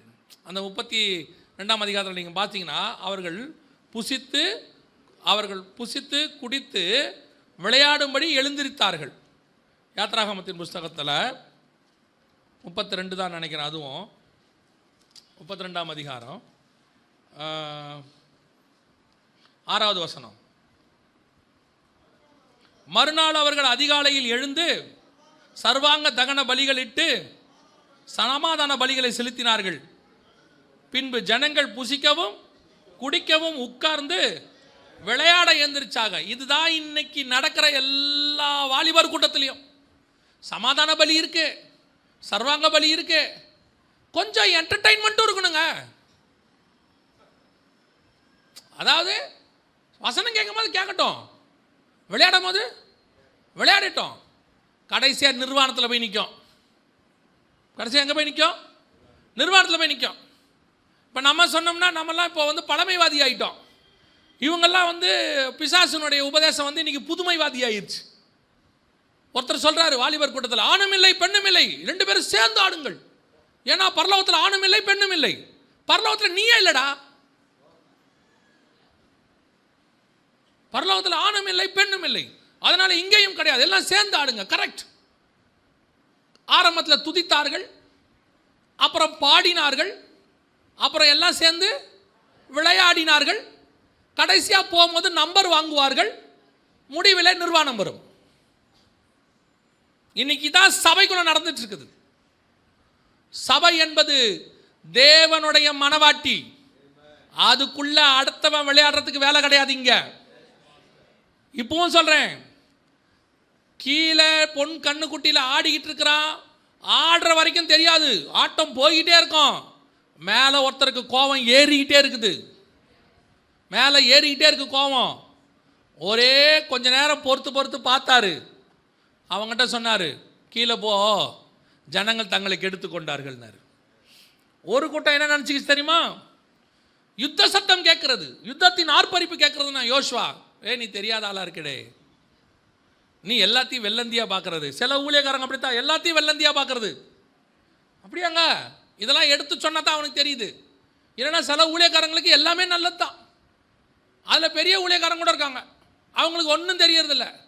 அவங்க எதை பார்த்தாலும் ஓ சோத்திரம், பிரைஸ் தி லார்ட், ஹல்லேலூயா. அவன் உள்ளே பூந்துட்டான் பிசாசு. கண்ணுக்குட்டி உள்ளே வந்துருச்சு, பொண்ணு கண்ணுக்குட்டி. மேலேருந்து ஒருத்தர் சொல்லி அனுப்புறாரு, கீழே போ, கெடுத்துட்டான். இவன் கீழே கற்பலகையை போட்டு உடைக்கிற வரைக்கும் கீழே இருக்கிறவனுக்கு இந்த விஷயம் எதுவுமே தெரியாது. மேலே ஒருத்தர் நியாய தீர்ப்புக்கு ரெடி ஆகிட்டாருன்னு தெரியவே தெரியாது. இவன் ஆடுற ஆட்டம், குதிக்கிறான் குதி. இவன் குதிக்கிற வரைக்கும் ஒன்றும் ஆகலைன்றதுனால இவன் நினச்சிக்கிட்டான் நம்ம செய்யறதெல்லாம் சரி, நம்ம ஆடுறதெல்லாம் கரெக்டு, நம்ம குதிக்கிறதெல்லாம் சரி. ஆண்டவர் சொல்றாரு, குதி, குதிச்சுக்கிட்டே இரு, உன்னை நியாயம் தீர்க்க என் வசனம் வந்து கொண்டிருக்கிறது. மேலே கற்பலகைகள் வந்துகிட்டே இருக்குது. அப்பயாவது கற்பலகையில் எழுதினாரு, இப்போ பரிசுத்த ஆவியானவர் அக்கினியில் இறங்கிக்கிட்டு இருக்கிறாரு. நியாயம் தீர்க்க போகிற வசனம் வருது. ஆடுறவன் ஆடட்டும், குதிக்கிறவன் குதிக்கட்டும். ஒரு கூட்டம் மாத்திரம் மலையில் உட்காந்து தேவனோடு கூட வசனத்தை வாங்கி கொண்டு இருக்கட்டும். அந்த கூட்டம் மட்டும்தான் பிழைக்கும். ரொம்ப கேர்ஃபுல்லாக இருந்து கொள்ளுங்க விசுவாசிகள். இன்னைக்கு இல்லைங்க, அங்கே ஆக்சுவலாக பெரிய கூட்டம் போதே. ஆமாம், நரகத்துக்கு எப்பவும் பெரிய கூட்டம் தான் போகும், பரலோகத்துக்கு சின்ன கூட்டம் தான் போகும். கீழே அழியும் போது பெருசாக அழிஞ்சிச்சு, பேழைக்குள்ளே 8 தான் போச்சு. அதான் உண்மை. ரொம்ப கேர்ஃபுல்லாக இருந்து கொள்ளுங்க. கூட்டத்தை வச்சு டிசைட் பண்ணாதீங்க, இப்போ நடக்கிறத வச்சு டிசைட் பண்ணாதீங்க. முடிவில் நியாயம் தீர்க்கிறவர் ஒருவர் இருக்கிறார், அவர் நியாயம் தீர்ப்பார். கடைசியாக நிர்வாணத்தில் தான் நிறுத்துவான். இப்போவும் சொல்கிறேன், உங்களுக்கு இப்போ தெரியாது. வேண்டுமென்றால் கர்த்தருக்கு சித்தமானால் இதை தீர்க்க தரிசனமாய் வைத்துக் கொள்ளுங்கள். இப்பொழுது ஆடிக்கொண்டிருக்கிற இவர்கள் ஒரு நாள் நிர்வாணத்தில் கொண்டு வந்து நிறுத்துவார்கள். எல்லாரையும் தப்பு இல்லைம்பான், குற்றம் இல்லைம்பான், கர்த்தர் எல்லாத்தையும் எடுத்து போட்டாரும்பா. பிள்ளைகளை மோசம் போக்குற ஒரு பெரிய கூட்டம் வெளியே சுற்றிக்கிட்டு இருக்குது. உங்களுக்கும் எனக்கும் தேவனுடைய வித்து உள்ளே இருக்கிறது. நீ நானும் எப்படி இருப்போம் தெரியுமா? வாசிங்க முடிக்கலாம். நீங்களான மனவாட்டி, நாம் எப்படி இருப்போம் தெரியுமா? ஏவாள் நிர்வாணமானாங்க. ஆனால் உங்களுக்கும் எனக்கும் வெளிப்படுத்தின விசேஷம் 19ஆம் அதிகாரம் 7-8 வாசிங்க.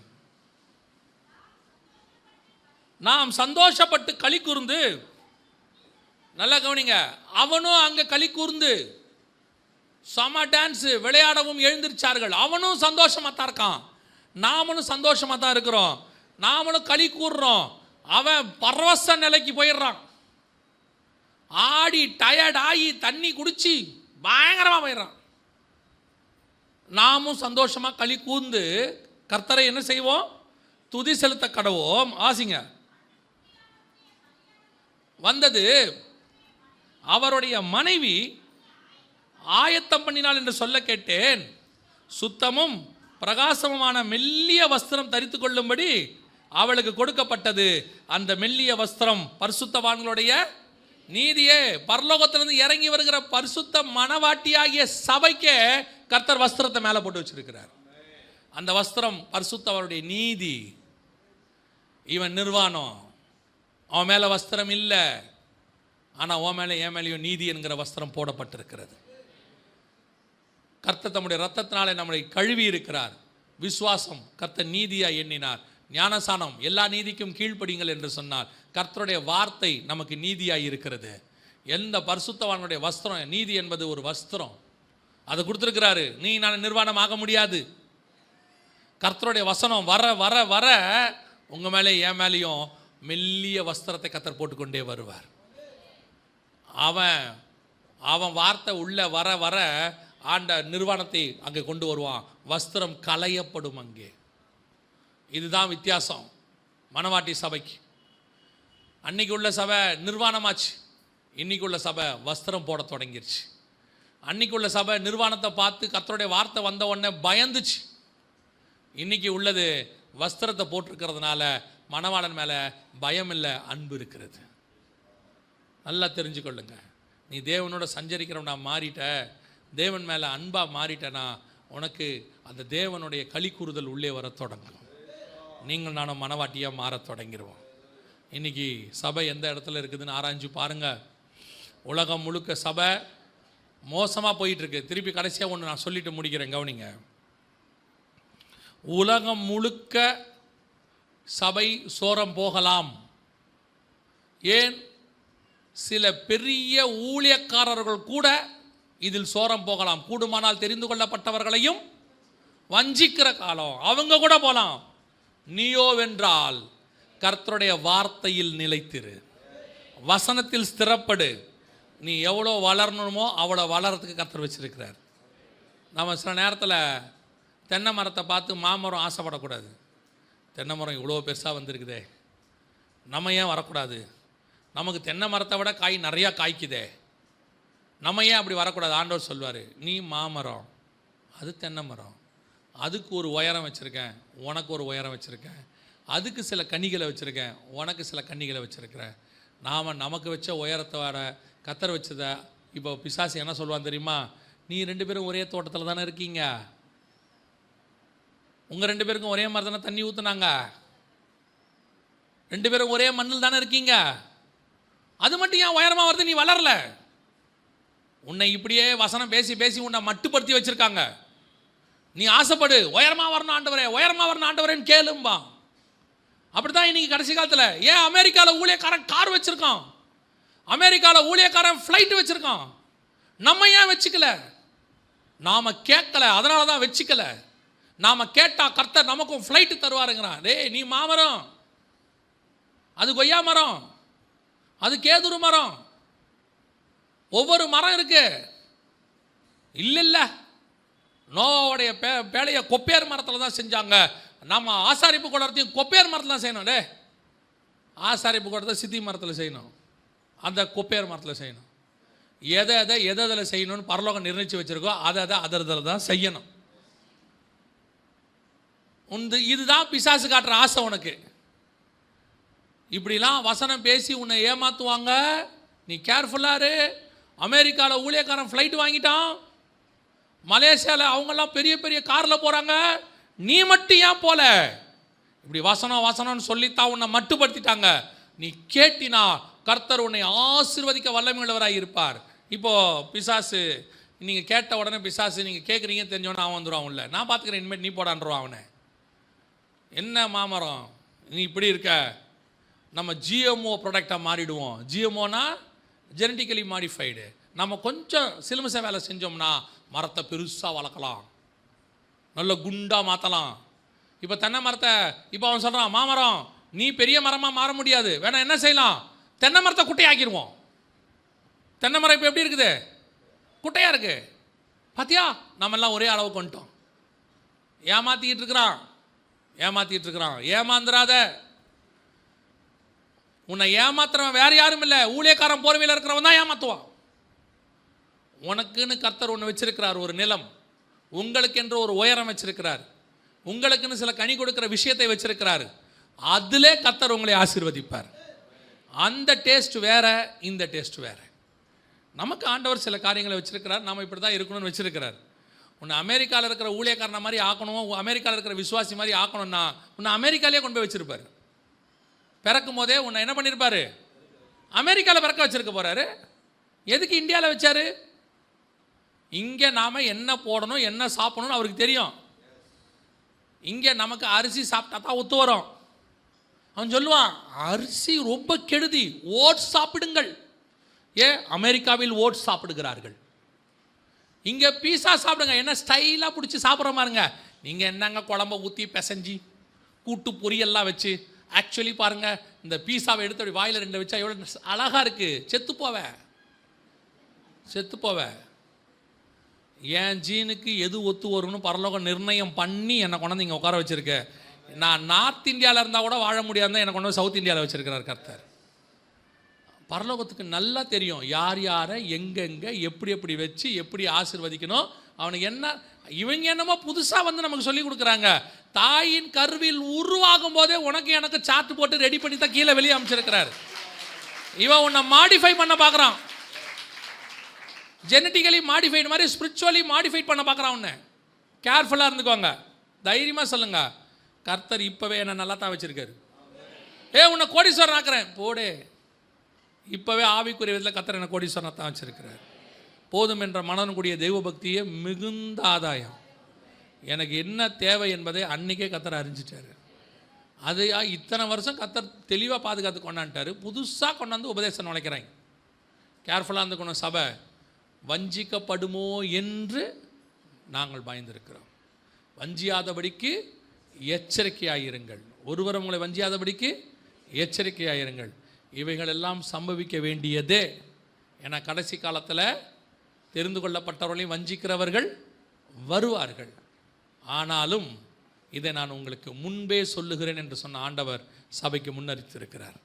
உங்களுக்கு ஒரு நல்ல சபை கொடுத்துருக்கிறார், நல்ல ஊழியக்காரர், நல்ல வசனம் கொடுத்துருக்குறாங்க. இதில் நிலை நில்லுங்க. ஆடுறவனுக்கு பின்னாடி, ஓடுறவனுக்கு பின்னாடி, செழிப்புக்கு பின்னாடி, கள்ள உபதேசத்துக்கு பின்னாடி போயிடாதீங்க. ஒரு நாள் காணாமல் போவீர்கள். அல்லேலூயா. நாம் ஜெபிக்க போகிறோம் தேவ சமூகத்தில். ஏந்திரிப்போமா.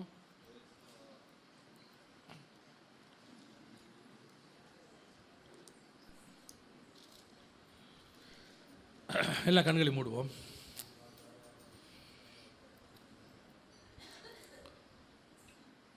ஒரே ஒரு காரியத்தை மட்டும் கர்த்தர்கிட்ட கேளுங்க. நான் எப்போவுமே அந்த கேள்வி நான் சொல்லிகிட்டே இருப்பேன் ஆண்டவர்கிட்ட. நான் முடிவு பரியந்தம் ஓடி முடிச்சிடணும் ஆண்டவரே. முடிவு பரியந்தம் நிலை நிற்கிறவனே ரட்சிக்கப்படுவான். விசுவாசத்தை துவக்கினவர் முடிக்கவும் வல்லமை உள்ளவராக இருக்கிறார். ரொம்ப கேர்ஃபுல்லாக, ரொம்ப கேர்ஃபுல்லாக முடிவு பரியந்தம் ஓடிடணும். கூடுமானால் தெரிந்து கொள்ளப்பட்டவர்களையும் வஞ்சிக்கிற காலம் இது. எத்தனையோ உபதேசத்தில் இருந்த ஊழியக்காரங்க, நல்ல உபதேசத்தில் இருந்த ஊழியக்காரங்க கூட வழி விலகி போயிட்டாங்க. மாயையான பிரசங்களுக்கு மயங்கிட்டாங்க.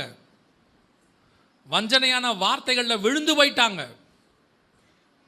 அவர்களுக்குள் காயினுடைய வித்து விழ ஆரம்பிச்சிருச்சு. ஆனால் உங்களுக்குள்ளும் எனக்குள்ளும் தேவனுடைய வித்தாகிய வசனம் நிலைத்திருக்கிறது. அது ஒரு நாளும் விழுந்து போகாது. கர்த்தர் உங்களை என்னையும் வசனத்தில் உருவாக்கி இருக்கிறார், கட்டி இருக்கிறாரு. அந்த வசனம் உங்களை என்னையும் பாதுகாக்கும். கர்த்தருடைய வசனம் ஒரு நாளும் உங்களை என்னையும் தாழ விடாது.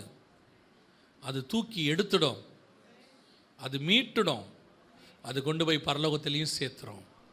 ஆனால் நீங்கள் மட்டும் ரொம்ப கேர்ஃபுல்லாக இருங்க. தோட்டத்துக்குள்ளே சர்ப்பம் வராதபடி, உங்கள் வீட்டுக்குள்ளே கள்ள உபதேசம் டிவி வழியாகவோ யூடியூப் வழியாகவோ வராதபடி கேர்ஃபுல்லாக இருங்க.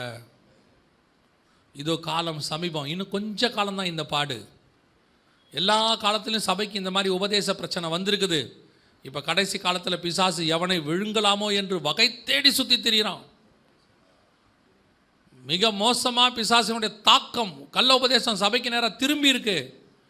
இதுதான் நாம் பத்திரமா சபையை பாதுகாக்க வேண்டிய காலம். ஆவியானவர் சபைக்கு சொல்லுகிறதை காது உள்ளவன் கேட்க கடவன். சபையில் பிசாசும் பேசும், சில நேரத்தில் பாம்பு உள்ளே நுழைஞ்சிரும். அதை விடாமல் பாதுகாக்க வேண்டிய பொறுப்பு நம்ம கையில் இருக்குது. ஒப்பு கொடுப்போமா? சர்வ வல்லமையுள்ள எங்கள் தகப்பனே, இந்த அருமையான வேலைக்காய் உமக்கு ஸ்தோத்திரம். கிருபையுள்ள கரத்தில் எங்களை தாழ்த்துகிறோம். இந்த சபையை நீர் எவ்வளவாய் நேசிக்கிறீர் ஆண்டவரே. ஆண்டவரே, வழுவாதபடி நாங்கள் இருக்கவும், ஆண்டவரே மகிமையுள்ள சன்னிதானத்தில் நிற்கவும் நீர் எங்களுக்கு தந்திருக்கிற கிருபைக்காக உமக்கு நன்றி ஆண்டவரே. நாங்கள் எப்பொழுதும் உமக்கு முன்பாக நிற்க கிருபை பாராட்டும் ஆண்டவரே. நாங்கள் பெரிய லெவலில் போக வேணாம் ஆண்டவரே, ஆனால் நல்ல லெவலில் உங்களோட கூட இருக்கணும் ஆண்டவரே. நாங்கள் பெரிய சபைன்னு பேர் எடுக்கிறோமோ இல்லையோ, நல்ல சபைன்னு பேர் எடுக்கணும் ஆண்டவரே. அப்பா, எங்களுக்கு அந்த கிருபையை கட்டளையிடுங்க. கடைசி வரைக்கும் நல்ல மனவாட்டியா, மாசற்ற மனவாட்டியா, கரை திரையற்ற மனவாட்டியா, கற்புள்ள கன்னிகையா நாங்கள் உமக்கு முன்பாக நிற்க கிருபை பாராட்டும். மகிமையுள்ள கரத்தில் எங்களை தாழ்த்துகிறோம் எங்கள் ஆண்டவர் இயேசுவின் நாமத்தில் பிதாவே.